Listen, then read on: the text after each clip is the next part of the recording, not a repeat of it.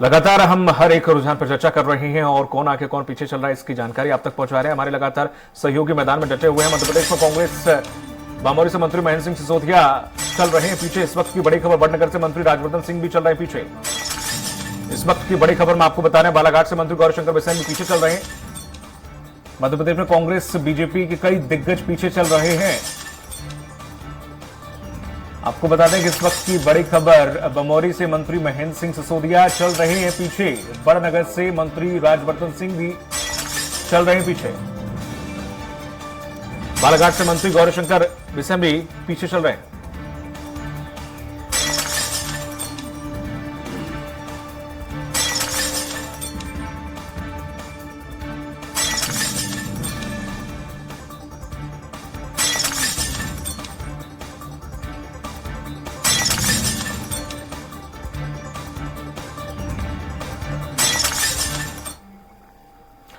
वहीं केंद्रीय मंत्री ज्योतिरादित्य सिंधिया शिवराज सिंह चौहान के घर पहुंचे हैं और क्या कुछ कहा आपको सुनाते हैं। मुझे पूर्ण विश्वास है कि जनता का आशीर्वाद भारतीय जनता पार्टी के साथ रहेगा और समूचे मध्य प्रदेश की जनता को मैं नमन करता हूं। और अभी रुझान आ रहे हैं, अंतिम नतीजे तक हम लोग इंतजार करें, पर मुझे पूरा विश्वास है कि भारतीय जनता पार्टी की सरकार बहुमत नहीं लेकिन पूर्ण बहुमत के साथ बनी। सीधे आपको लिए चलते हैं कांग्रेस कार्यालय भोपाल, जहां पर हमारी सहयोगी कविता जुड़ी हुई हैं। कविता, रुझानों से जिस तरह से कांग्रेस पीछे चल रही है वो ठीक है, हालांकि रुझान है, लेकिन कांग्रेस के दफ्तर में जो रौनक होनी चाहिए थी, क्या वो किस प्रकार की दिख रही गतिविधियां, क्या कुछ नजर आ रही हैं? बिल्कुल दीपक, आपने सही कहा कि जो रौनक दिखनी चाहिए कांग्रेस कार्यालय में, वो कांग्रेस कार्यालय में रौनक नहीं दिख पा रही है। मैं अपने कैमरा पर्सन नंद किशोर जी को बोलूंगी कि आप तस्वीरें दिखाइए। जो दावा किया जा रहा था दीपक कि जो बहुमत के साथ जो सरकार बनेगी कांग्रेस की, वो फिलहाल अभी दिखते हुए नजर नहीं आ रही है। और मैं यहाँ पर आपको जो है ये होर्डिंग में दिखाऊंगी दीपक। देखिए, एक दिन पहले ही जो है कमलनाथ जी को बधाई देने वाली जो होर्डिंग है, कल को देने सुनहरा आकार आ रही कमलनाथ सरकार, माननीय कमलनाथ जी को मुख्यमंत्री बनने की हार्दिक बधाइयां। ये इनके जो कार्यकर्ता हैं, प्रवक्ता हैं, उन लोगों ने होर्डिंग जरूर लगाई है, लेकिन जो रौनक है दीपक, आपने सही कहा, रौनक देखने को नहीं मिल रही है।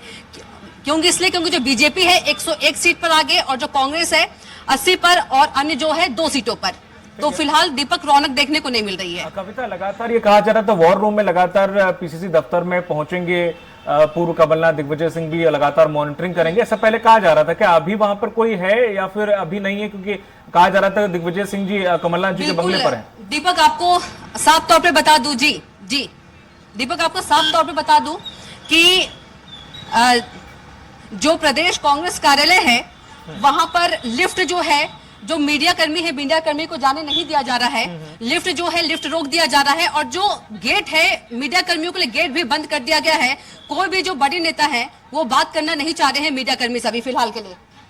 दीपक, इसके पीछे की वजह क्या है, क्या कहा जाए इसे? जिस तरह से ये अगर बीजेपी दफ्तर की बात करें तो बीडी शर्मा जी प्रेस बार बार प्रेस को अंदर अपने कैबिन में बिठाए हुए हैं, सभी अपनी मीटिंग कर रहे हैं, सभी उनके प्रतिनिधि वहां पर मौजूद हैं। लेकिन यही अगर दूसरी तरफ कांग्रेस की बात करें तो यहाँ पे बताया जा रहा है कि अंदर भी जाने नहीं दिया जा रहा। बिल्कुल दीपक, जाहिर तौर पे यदि स्पष्ट तौर पे हम बोले, क्योंकि जो हम सीटें देख रहे हैं, जो बीजेपी की सीटें बढ़त हो रही है और जो कांग्रेस है, कांग्रेस की सीट में वो नहीं देखने को मिल रही है, यही वजह है दीपक।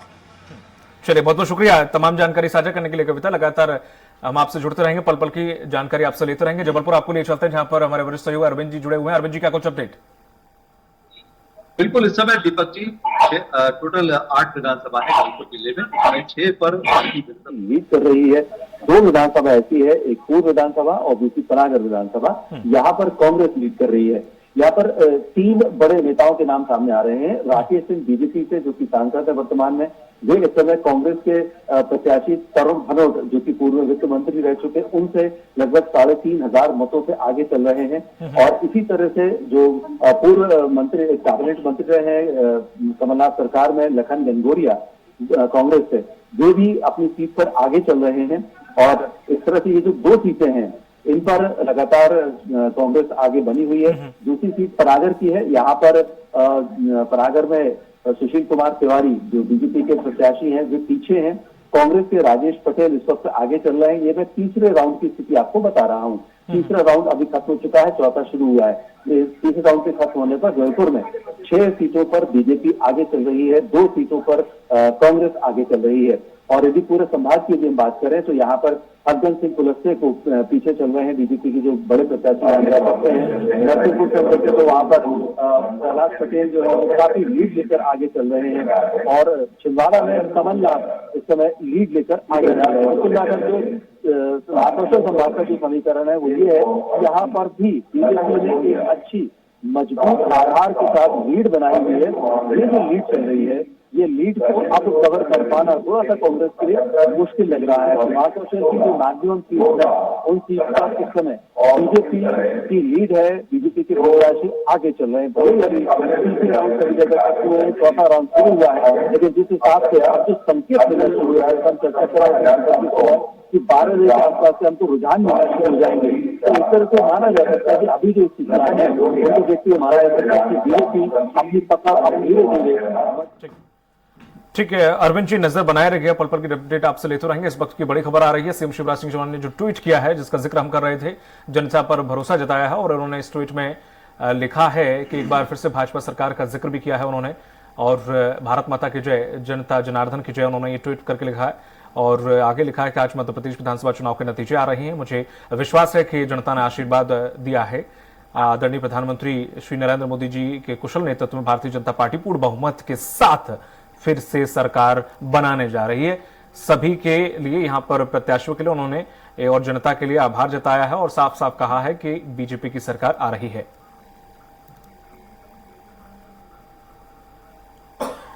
और ये ट्वीट सीएम शिवराज सिंह चौहान के द्वारा किया गया।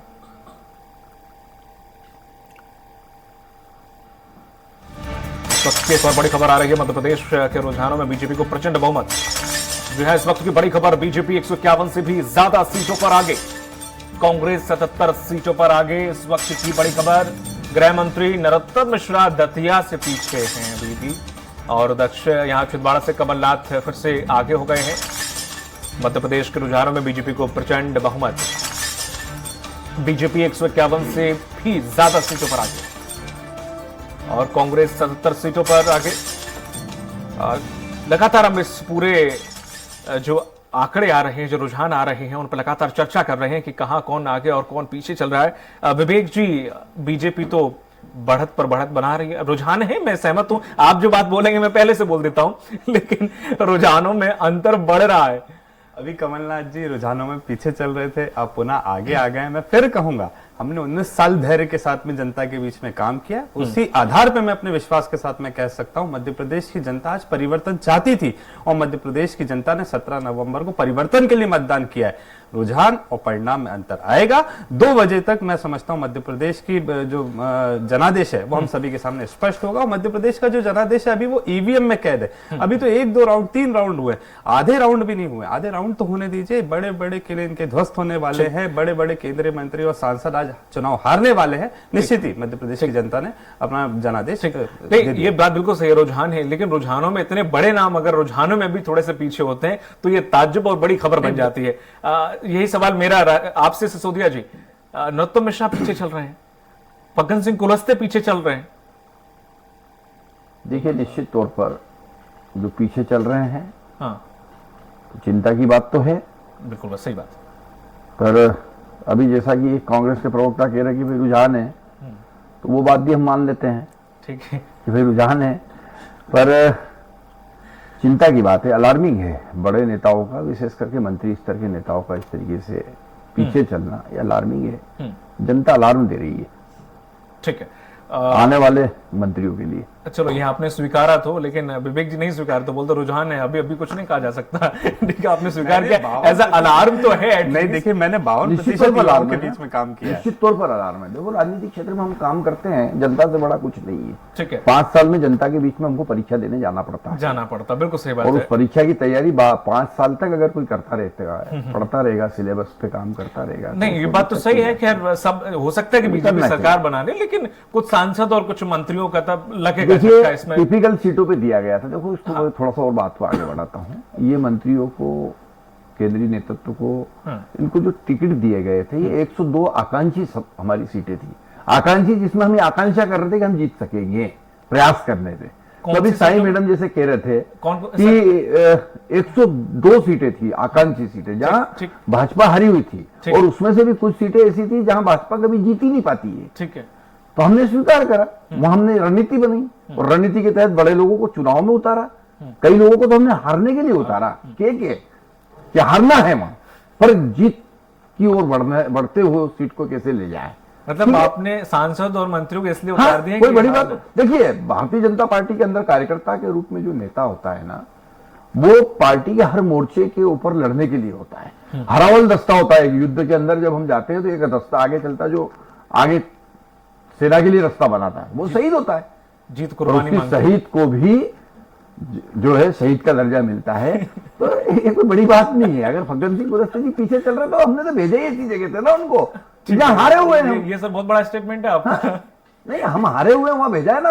दिल्ली माननीय नरेंद्र सिंह तोमर जी को भेजा। सर वो तो सीट आप ऐसे कैसे कह सकते हैं कि वो सीट पे भेजा गया, हारी हुई सीट पे भेजा ना। अब वो जीत के आएंगे, वो अलग बात है। पर आज हमने जैसे इंदौर में कैलाश विजयवर्गीय जी को, 1 मिनट में बता रहा हूँ, कैलाश विजयवर्गीय जी को भेजा, तो कहां भेजा भाई? एक ऐसी जगह भेजा इंदौर 1 में कि जहां हम जीत नहीं पा रहे थे, जहां पे संजय शुक्ला जी का अपनी लोकप्रियता का ग्राफ था। हमने भेजा, हमने प्रयोग करा, तो प्रयोग में हमको सफलता मिल रही है। तो प्रयोग करने से ही तो सफलता मिलेगी। और भारतीय जनता पार्टी का हर कार्यकर्ता, कैलाश जी का खुद का स्टेटमेंट था कि उन्हें नहीं मालूम था कि उनको लड़ने जाना है चुनाव। पार्टी ने तय करा, वो पार्टी ने जब तय करा तो उन्होंने कहा ठीक है, हारोगे ना, हार के आना, जाओ लड़ के आओ। पर तो ये हमारी ही पार्टी में संभव है। कांग्रेस के किसी नेता को भेज के बता देते कमलनाथ जी हारी हुई जगह पे, जाता ही नहीं, वो भग जाता वहां से। ये भारतीय जनता पार्टी में अनुशासन है कि हमको जहां भेजा जाता है हम वहां जाते हैं। तो आपने हमको हारने के लिए भेजा जाएगा तो हारने के लिए जाएंगे। शिवराज सिंह चौहान जी कहां लड़े थे? राघवगढ़ लड़े थे जाके, दिग्विजय सिंह जी के सामने लड़े थे। दिग्विजय सिंह जी मुख्यमंत्री थे, मालूम था कि हारेंगे। तो नरेंद्र शिवराज सिंह चौहान जी के छोटे हो गए क्या वहां जाके लड़के हार के आने से? नहीं हुए, कद बड़ा उनका, राष्ट्रीय स्तर पे गए फिर वो वहां से। तो देखिए ऐसा नहीं होता है, पार्टी तय करती भूमिका कार्यकर्ता की। हारने के लिए भेजेंगे तो जाएंगे हम।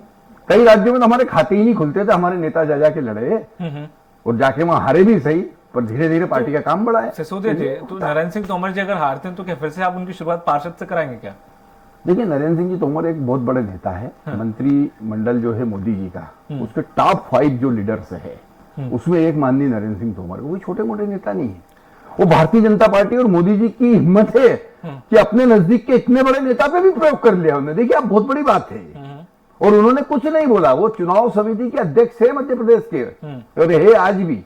उनको जब निर्णय आया, मुंह से नहीं बोला, बस चले गए। नहीं, देखिए विपरीत परिस्थितियां वहां थी, निश्चित तौर पर दिमनी की सीट पर बहुत विपरीत परिस्थिति थी भाजपा के लिए। उन्होंने उसको अनुकूलता में बदलने का प्रयास किया। पार्टी का कार्यकर्ता यही कर सकता है कि पार्टी के काम को, देखिए हम तो रेगिस्तान के अंदर भी बाग लगाने की ताकत रखता है हमारा कार्यकर्ता, और जाके हमने लगाया। हम 2 सीट से शुरू करी थी हमने 1980 में, 2 सीट थी हमारी 1980 में। आज 2 से हम सबसे बड़े राजनीतिक दल के रूप में, विश्व का सबसे बड़ा राजनीतिक दल है जो है सदस्यता के मान से। कहां से शुरू करा? 1980 में। अभी कितने दिन हुए 1980 को? 34-35 साल की हमारी ये जो है 42-43 साल की हमारी ये तपस्या है। ठीक है, 43 साल हमारी पार्टी को हो रहे, 43 ईयर का ये पार्टी का जो कार्य क्षेत्र बड़ा है, ये निश्चित तौर पर ऐसे नरेंद्र सिंह जी तोमर जी जैसे, फग्गन सिंह जी कुलस्ते जैसे ऐसे कार्यकर्ताओं का खून पसीना है। ठीक है, हमारे साथ बीजेपी से सुकृति जैन जी जुड़ गए हैं, जो कि पूर्व विधायक हैं। जैन सर, आपका बहुत बहुत स्वागत है स्वराज एक्सप्रेस में। जैन साहब, आपको बहुत बहुत स्वागत है